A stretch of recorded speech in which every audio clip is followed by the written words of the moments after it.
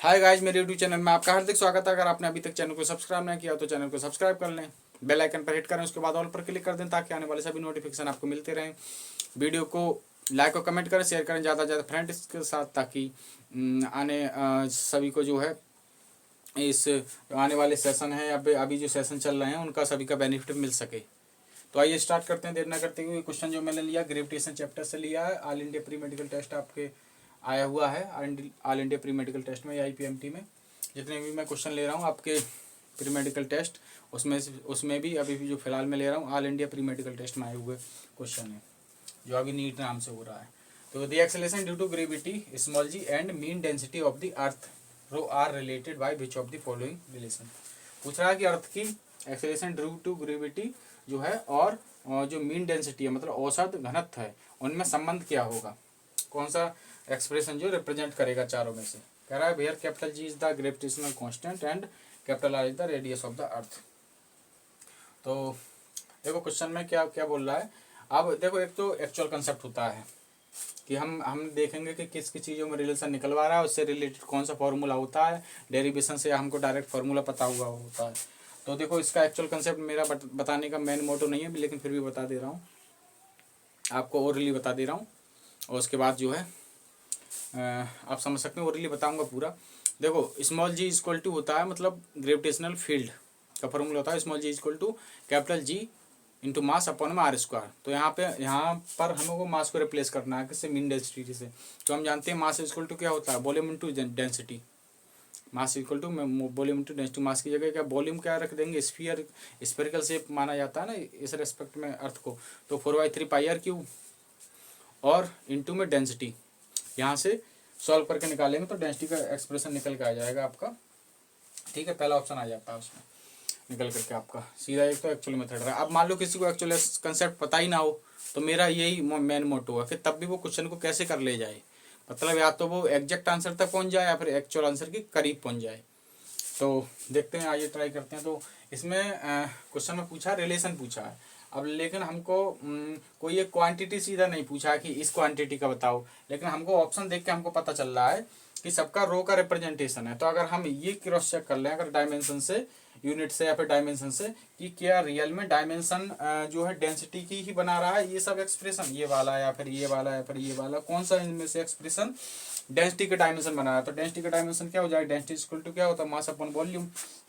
तो ml-3 हो जाएगा ये डेंसिटी का डायमेंशन। अब ये चेक कर लें कि कौन से एक्सप्रेशन में ml-3 आ जाए, उसी का आंसर होने की प्रोबेबिलिटी बन जाएगी।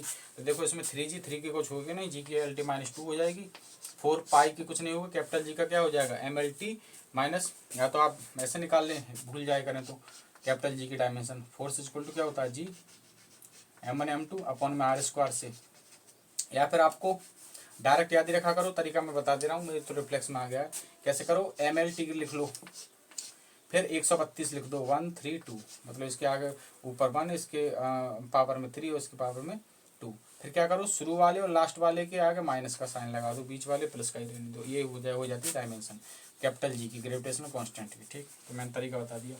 अब देखो, डायरेक्ट ही आप याद रखना, धीमे धीमे रिफ्लेक्स में आ जाएगा, कोई दिक्कत नहीं है।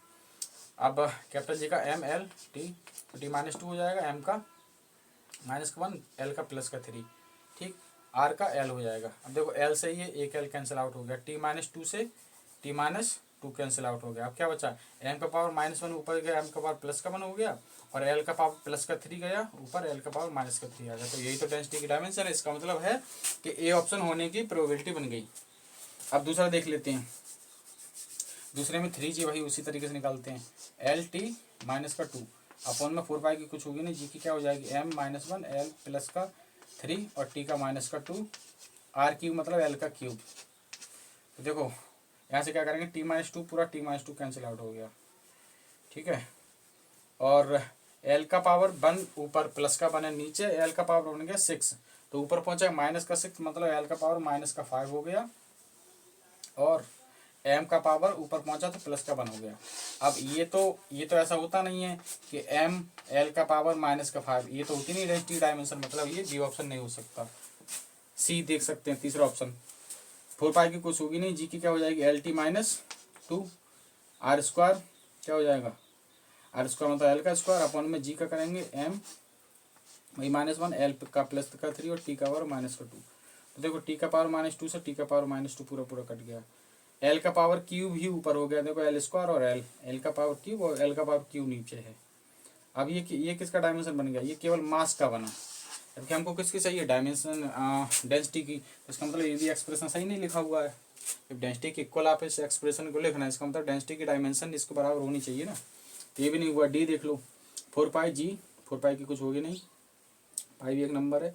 स्मॉल जी का क्या हो जाएगा, LT -2 आर क्यू मतलब एल का क्यू अपॉन में जी एम -1 एल प्लस का 3 और टी का पावर -2। टी का पावर -2 से टी की पावर -2 कैंसिल आउट, ठीक।